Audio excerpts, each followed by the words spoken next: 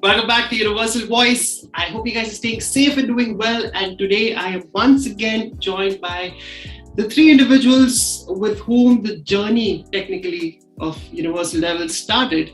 And that is David Shaw, Tanmay, and Sam. How's life? Not bad. Yeah, it's good, Pi. It's good to be back on the show. Going well for now. Always a pleasure to have you guys on board. Sam, what are you eating? What am I eating? I'm only like chilling some chocolate right now, bro. Cup of tea, chocolate, can't go wrong, man. Oh my God. Dave, what about you? I'm playing Football Manager. I just beat Wimbledon 7-2. Hannibal hat trick. Are you playing with as Manchester United or what? Which other team? Yeah. I did a poll on Instagram the other week and asked people to who they would sell and who they would keep. And anyone who got more, whoever got the most votes, if they would sell, I deleted them from United and I put them into different teams. And then if they were kept, I kept them in, and then obviously I bought a few players myself. That's a nice way to spice things up. And what about you, Tanmay? Chilling it out with the women in your house? Is that right? I will say that. For fuck's sake, guys. I will say that from tomorrow I am having my university. I am looking forward to that.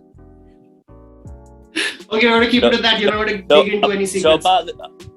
So ignore the university. How about the women? Which one's the best looking?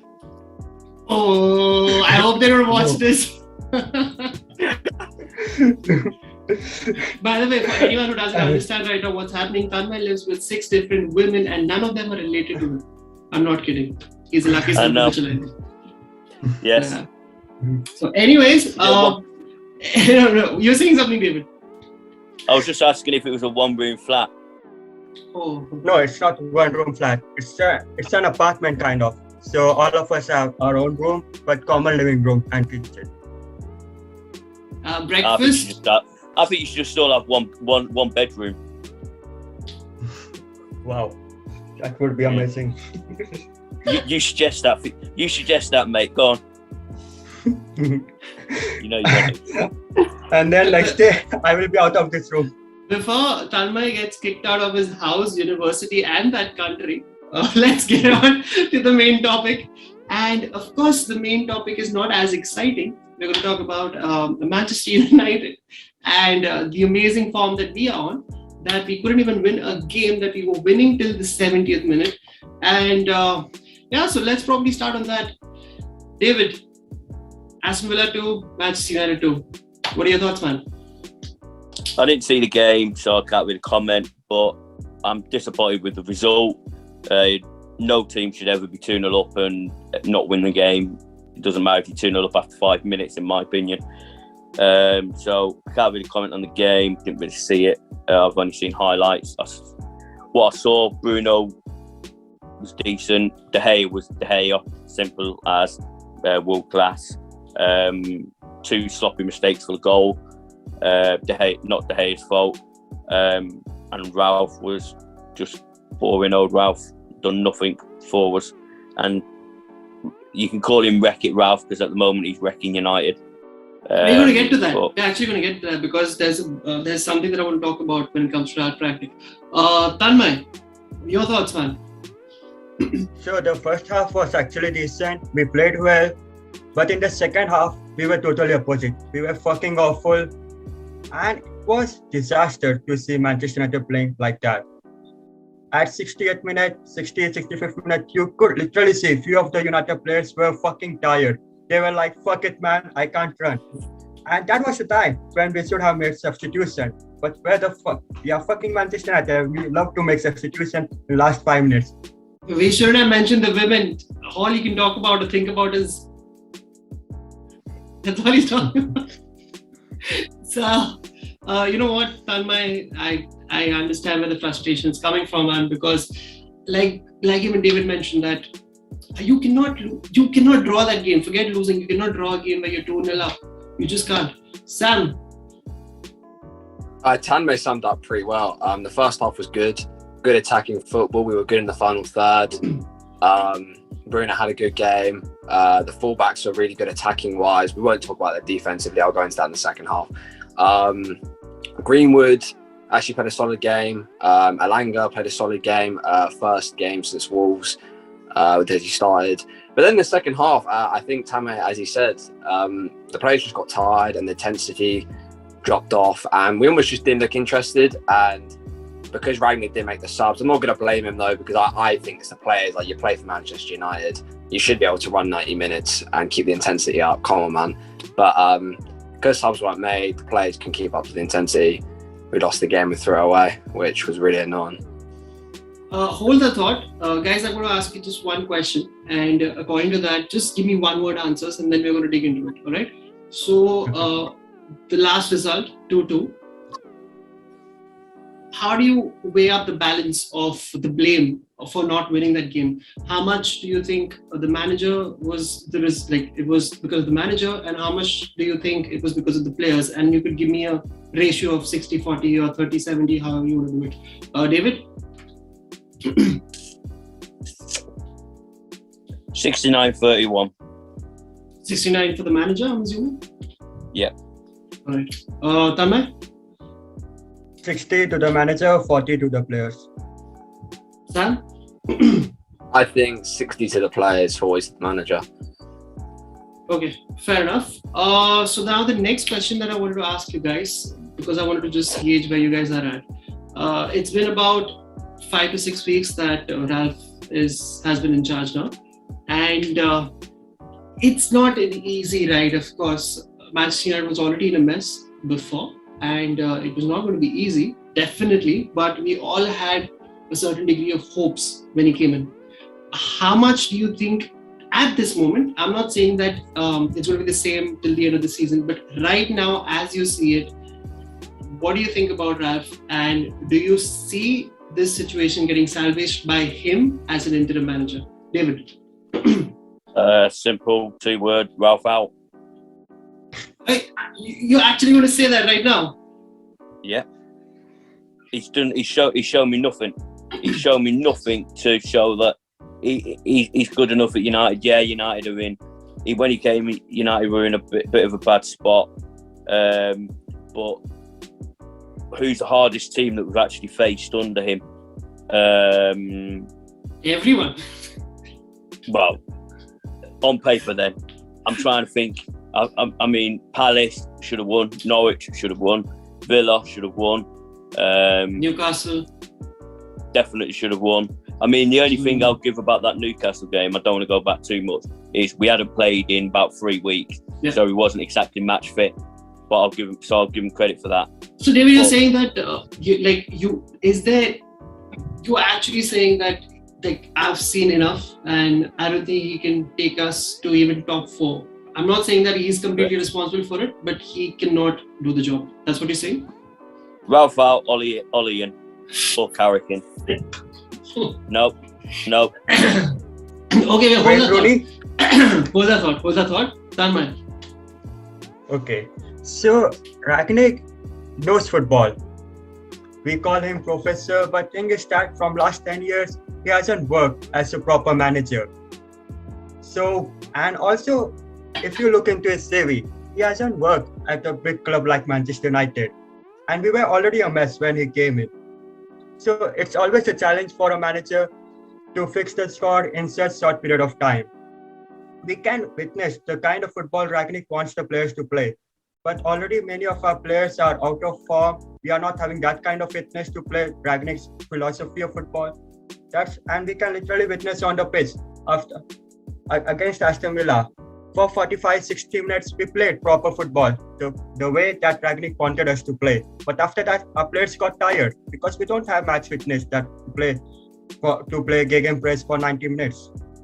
That's simple. But in the future, Rangnick will go into consultancy role, and he's going to be a crucial person in appointing the next manager. And if a player is having any beef or is not working hard in the squad, then his future in the club is not in safe hands. Because Rangnick will throw him out. Sam? No, look. Tammy says some really good points there. Rangnick is like the granddad of the German pressing football style. You know, he taught Tuchel, he taught Klopp. He knows ball. Look what he did with RB Leipzig. You know, he transformed their club. And I think as a player personally, who's never been a manager, who, you know, has only ever been a footballing director, is going to take time when you're going into one of the biggest clubs, if not the biggest club in the world, to transform the players. That was already a mess. That's full of ego. I mean, look, Cristiano Ronaldo, he's been with so many different managers, and he's even come out and said in his interview, I trust the manager. I know he's a good manager. It just takes time for us to adjust, and it's on us as the players. You know, it's the players' fault when the players are even saying, look, it's us now. You know, it's us. Like, it is our fault. You know, and that's the point there. I admit there's, you know, you hear these, you've been hearing these rumours and stuff, but like publicly what the players have said is we need to do better. So I don't know. I don't think you can blame Rangnick for a squad that's already not been performing, you know? Just to play the devil's advocate for like a minute over here right now, and we'll carry on this conversation. Okay, so Ralph Rangnick is considered to be this person that Sam, Tanmay, you've already mentioned, like the most elite managers right now that we talk about. They all consider him to be a great. Like, I'm not going to get into things that I know everything about him, but even I've done my research just as you guys. So clearly the man knows ball, like Sam mentioned. Clearly he understands what it means to be a footballing coach. So, but the last manager that we had, there were so many accusations thrown on Oli that he doesn't know tactics, he doesn't know what he's doing, blah, blah, blah. Be on this side or that side of the bridge. The whole point of the matter is, till now, it's been 6 weeks since Oli's gone. And I think now what I'm trying to say is that it's becoming a little more evident that the problem runs deeper than just the management side of things. Oli had his issues, he did some good things, he did some bad things. Now, right now, what is happening is that entire lot has been carried forward to the next manager. I would say at this moment of the time, should we start looking at the players as well? Should we start looking at the deep root cause of all the issues that is happening right now? It's not just the manager or the coaching staff. David? I just want to know why we didn't do that when Solskjaer was in charge. Everyone was all out blaming Solskjaer and stuff. And it's just been proven that it's not just the manager. It wasn't just Solskjaer. I mean, I don't mean to be rude, but losing 5-0 to Liverpool is just not on. And doesn't matter that we were down to 10 men because of a stupid idiot. Because we were out of the game at that point anyway. But going back to that red card, it proved, in my opinion, when he did it, I'm not even saying his name, when he did it, to me, it showed that he didn't want to be here, in my opinion. It was a stupid tackle. He knew what he was doing. He knew he was going to get red carded, and it was just stupid. And do you see that kind of, do you see the same kind of issues or lethargicness or not giving a damn attitude creeping into other players as well, David? Yeah. There's a few players. People keep blaming Rashford. I think with Rashford, I think it's slightly different. People can criticise me if they want. I think what with Rashford is he's like me, he's like you, he's like Sam. Apart from he don't gel his hair, he's like Tanmay. He's a fan, so he's disappointed that United are not doing well, just as we, and he's trying his best. Sometimes I think maybe he's trying too much, but the criticism towards him, in my opinion, is not fair. I agree. Sometimes he has bad games and stuff, and I think maybe instead of being critical towards him, people should believe in him, because in my eyes, he's a fan just like you, just like us, and I think he's pissed off like us at our performances, and he's just trying too hard. Whereas other players, like sometimes, like Ronaldo, sometimes he just don't want to perform, and you can see it, especially when technically you've got either Cavani or Ronaldo up top. And to be honest, I'd rather have Cavani up top, because at least he shows he wants to play, he wants to fight. Whereas Ronaldo, he just stands around and waits for the ball and stuff like that. And when he was captain against Wolves, I didn't see him shouting at his players once. People saying giving him the captain's armband. Sorry, I think captain's armband should be De Gea. But I'll let the other lads have their say. Hold a thought on Cristiano Ronaldo, because if we have time, I would want to spend some time on it and get everyone's opinion on that. Tanmay, there's a question for you. Over the last couple of weeks, quite a few leaks came out from the media about one or the other issue that's happening behind the scenes regarding the fact that they're not really liking how the coaching is now, they're not really understanding his technique, his blah, blah, blah. So what do you make of that? Do you think that for a long time the players had their way? And I'm not just talking about Ole's reign, I'm talking about going back all the way back to Mourinho, maybe Louis van Gaal, David Moyes probably. So do you think that it's reaching a point with these certain players that they're just coming out as snobbish and they're basically creating a sissy fit environment right now because they're not getting it their way? Okay, so if you look into Mourinho, Ole Gunnar Solskjaer, and let's ignore Rangnick. Ole got sacked. Mourinho got sacked. They got sacked because of the poor performance. I know the last few months for Mourinho and Ole were tough.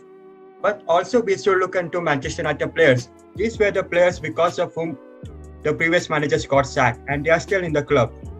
And still they are doing the same thing. They are creating issues for Rangnick. They are not working hard. They are not adapting to the new methods that Rangnick wants them to do. Earlier they were complaining like, oh, Ole Gunnar Solskjaer is not a good manager, his coaching staff is not good. And now when we have Rangnick, his coaching staff is good, and still they are moaning. Come on, so it's clearly the players. And there is another thing. When everything is going in a favorable position for your club, like you are winning matches, trophies, even if a player is unhappy, and if news comes out that this player is unhappy from the manager, people won't pay attention to that. And because the news will not sell. But if there is a toxic environment, which is currently going with Manchester United, and if the news is for a club like Manchester United, because people love rumors about United, so it sells. That's the thing. So Sam, following up on that conversation, I think Tanmay clarified a few things quite well. Does the club, in terms of the board, also has to take a certain degree of blame to the point wherein it's kept held on to players, some of the players that clearly want to go, and it's held on to players, giving them some ridiculous contracts, because of which even the club is tired and the player is tired and the player doesn't want to leave. If you see top 5 players, Paris, if you see top 5 players in EPL, 4 of the players belongs to Manchester United, and then there is Kevin De Bruyne. Yeah, I want to get onto this point because, Sam, you want to take it away from there? Yeah, no, I think absolutely the owners take responsibility. When you give players, like these players, too much power, they're going to abuse it. You look at the whole Pogba situation with Mourinho. Back at that time I was going on, I always thought Mourinho was the problem. Now I'm looking back at it now and I'm thinking maybe Paul was actually the problem. Maybe I have to hold my hands up. You've got all these other players with horrible attitudes, yet they're part of that, like getting paid the most. They're one of the most paid squads in the whole world. And it's like, well, what more do you want? What more do you actually want to play for Manchester United? And I want to go back to David's point. I'm going to put my hands up and say it wasn't for the Ole. I was always Ole out. Ole will be the issue. Ole, once we get Ole out and our class manager in, the issue will be sorted. I have to admit, Ole was the part of the problem. There was no style of football. It was just over the top balls and inshallah. Counter press football, counter attacking football. That was it. That was it. But since he's gone out, there's been no improvement. And you can't now just sit here and go, oh, Rangnick's not done this, Rangnick's not done that. It comes down to the players because you can't always just continually blame the manager. The players have to take the stick. So for me, it's the board and the players who have to take the stick at the moment. So following up with that, Sam, Sorry, 1 second, mate. Can I just ask Sam a question, please? Yes. Thank you. Did he just say it was Paul Pogba's fault?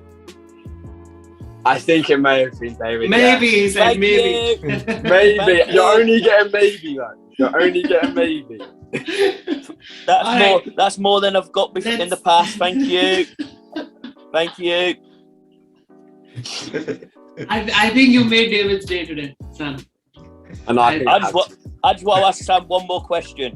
Sam, Pogba sign or go? Go. Yes! No. They are still holding on and praying that he signs the new contract that they've offered him, guys. They will end up paying him more money. Paul Pogba They've will stay. offered him 500,000. They've offered him 500,000. Fuck. Yeah, I'm like, what the fuck? Bro, Alright, like, you know what? no. You know what? Wait, hold on to that conversation 1 second, because I think we have time to get into something a little more deep dive into the Cristiano Ronaldo factor. Because I know for a fact that David has some strong opinions when it comes to Ronaldo, and to be fair to him, he said it from day one. He has said this, and I'm going to admit it, that he's saying this from day one. It's not like he's changed his tone after we've started performing back. He's been saying this from day one, and that's David's opinion. And I just want to have a little 5-minute debate about why he thinks that Ronaldo has actually caused that. Your statement, I'm not going to put words in your mouth, David. You feel that it's Ronaldo's arrival that has caused this problem, or what? Yeah. As I said, well, let's just go back in case people watching is new and think, hold on a minute, this guy's a twat. Probably am right, but hey, I don't care. It's my opinion. Anyway, when we were signing Ronaldo, I said we didn't need a striker, we needed a CDM, and there was talks of we went for Ronaldo instead of a CDM. Now, I think if we had got a CDM, I think we could, I'm not saying we would, with a C, not a W, with near the top, fighting for the title, and we would still have Solskjaer in charge. Because in my opinion, we didn't need Ronaldo. We had Cavani, we had Greenwood, we had Rashford, who could play up top. The tactics changed. It went from fast-paced United to how it was when Solskjaer took over, when we had a fat donkey up front called Lukaku, and now it's gone back to having fat Lukaku up front again, except Ronaldo's a different colour and he's not fat. Okay, one second, hold on to that. Anyone wants to counter that? Anyone wants to counter that? David or Tanmay? Anyone wants to counter that? I agree. I completely agree that our style of football has changed since he came in, but I think that's also just an over-dependence on Ronaldo. I think people just think, right, this is like prime Ronaldo we're getting, give him the ball, but mate, he's 36. He's more there to bring the experience to the club. And I mean, he's a bit of a target man now, but I just think the players don't know how to use him, and that is something Ollie didn't do. Though I do agree we didn't need him in. You can't deny the level he's still at 36. He just fits a certain system, and the players don't know how to do that and just over-rely on him. Tanmay? Yeah, I would like to say that, as Sam said, Ronaldo is not that young. So Ronaldo has to understand that he can't perform like he was doing around 10 or 15 years ago. He can't perform at that level. And we have got Ronaldo again to guide other players, to guide the youngsters that we have in the squad. The role of Cavani and Ronaldo is to guide Mason Greenwood, Sancho, Rashford. We don't want them to play as a target man and to score goals. It's like we want them to flourish and develop the current players that we have. If the need arises, we want Ronaldo and Cavani to step in and to score goals in crucial matches. But at the same time, Ronaldo, I feel like he tries too hard. He works like a machine. So he has to slow down because football is a team's game. He needs to look around him. And at the same time, I will say United players have to step up because our current set of players are not playing football at Manchester United level. They are fucking playing football like Liverpool or City level. 10 years ago, that I'm saying. 10 years ago. Yeah, 10 years ago. Like, what are you on, Tanmay? I was just going to say that. Yeah, 10 years ago. Okay, now this, like I said, David, I'm going to just ask you a few questions because I am probably the complete opposite of what your opinion is. So I'm just going to ask you questions. Manchester United came second last season, playing fantastic, fast-flowing, counter-attacking football. The emphasis was always on counter-attack and using our pace with James, probably Rashford, Greenwood, and Martial not so much because he was bang out of form. So the next step in United's evolution was always going to be Manchester United, was to take the next step and not be a counter-attacking team anymore. You bring in Cristiano Ronaldo, forget him. You brought in Rafael Varane, you brought in Jadon Sancho. The moment you bring in Varane and Jadon Sancho, you're automatically putting the emphasis on the fact that you need to become a slightly more productive team with the ball. And then Ronaldo was never even in the picture. We all know that. He came in because he was a bonus signing. The last moment, within 24 hours, it was done. Keep Ronaldo aside. We taken a good, probably we got it as a nice CDM. Cool. We got a nice CDM. And these are all hypothetical situations, guys, because what's happened is happened. We can't really change. So I'm just putting a few things out there, maybe food for thought. We get in the CDM. But guess what? Cavani was not available this entire season. He's just started coming and playing. Rashford has been bang motherfucking out of form. Greenwood has been bang out of form. Martial was throwing a sissy fit right from last season. It's not just about this season. You tell me, if we had a fit and firing striker to actually be there at the start of the season, what would we do with the CDM when we did not have anyone to finish in the front? Champions League, we were definitely out of. We all saw the games, guys. We all saw the games. So definitely we would be out of the Champions League. But then again, it seems like we are going to be out of the Champions League probably next season. So let's see. So these are just my points that I'm putting forward. And maybe it's not just about what he offers on the pitch. For me, he offers everything on the pitch. And the fact that we can't really accommodate someone like Ronaldo in the team, someone like Manchester City would have taken him 110%. He would have scored 40-50 goals for them this season, 110%. Hypothetical, but I'm sure he would.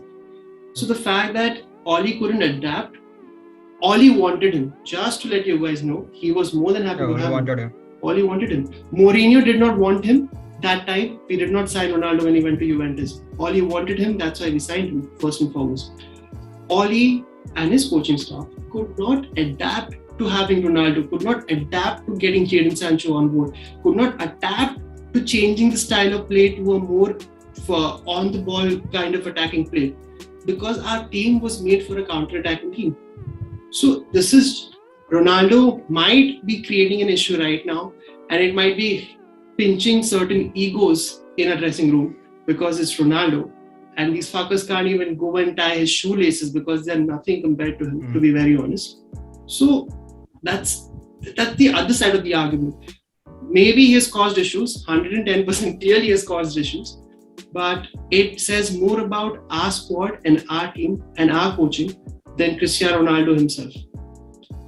Anything you guys would like to add to that? No, for me, you just summed that up pretty perfectly. Yeah, you just summed that up pretty perfectly. Today? Yeah. No, go on, tell me, you first. Okay. No, you first. Okay. Today at Manchester United, players have more power. They have started thinking that they are more powerful than the club.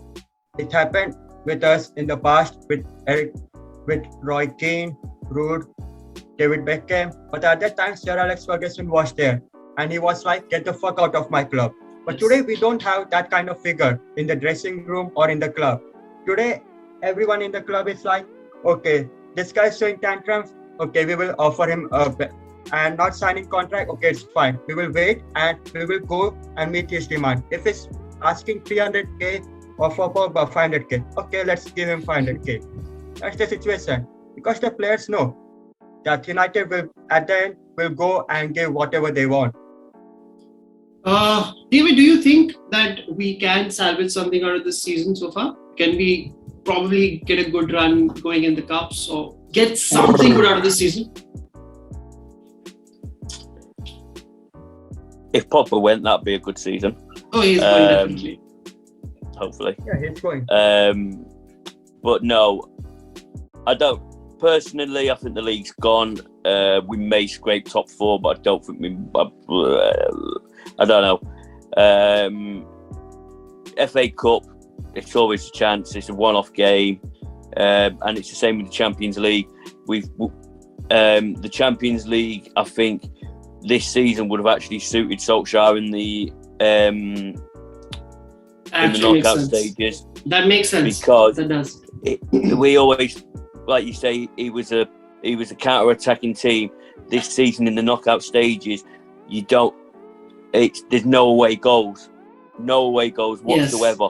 Yes. So I think a lot of teams, especially if you're playing at home first, they might defend quite well, and it might have to be a counter-attacking goal to get them. I mean, if say United play Athletic, I don't even know if we're at home or away. I think we're away first, aren't we? Yeah, we are first away. Yes. Yeah.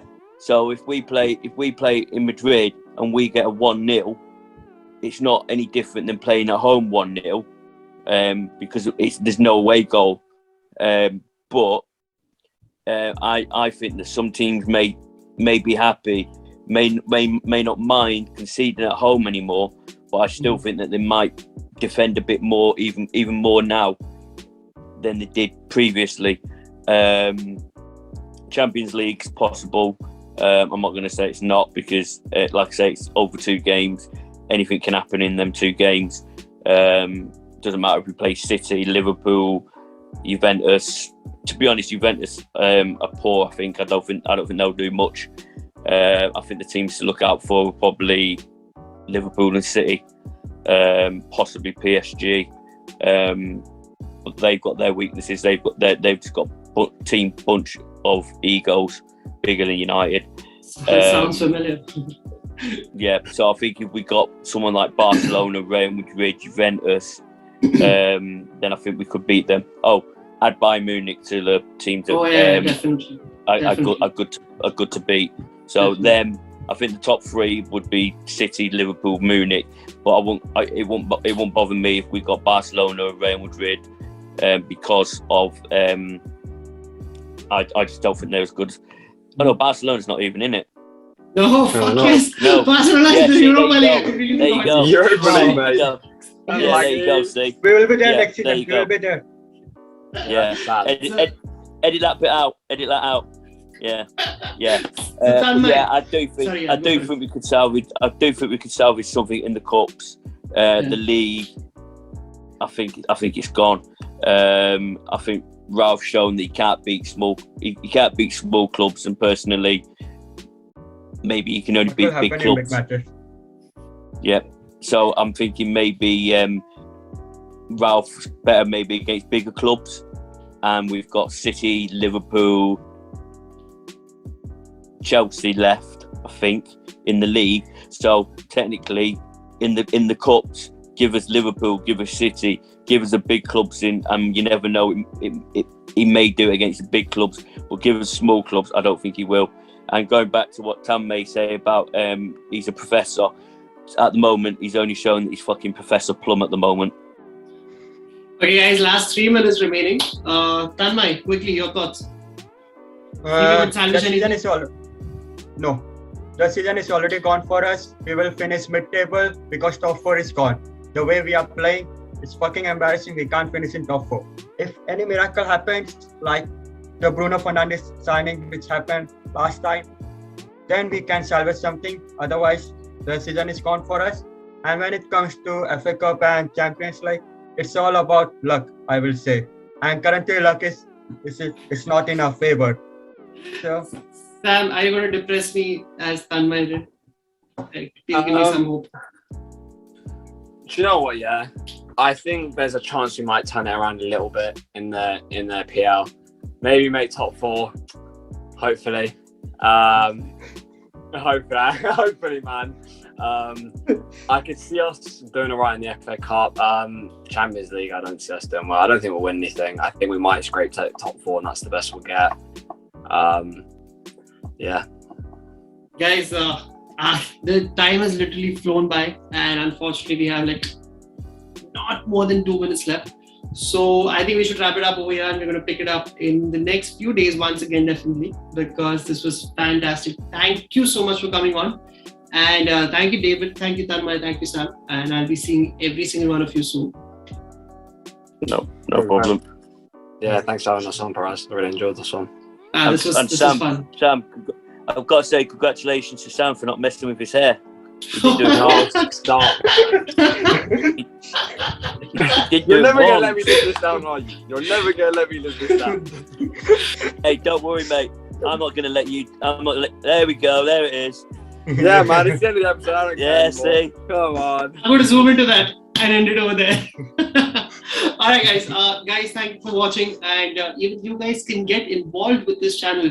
All you have to do is drop a DM on Universal Devils and I'll get back to you. All right. Thanks a lot, guys. Bye-bye. Thank you. No problem. Mhm.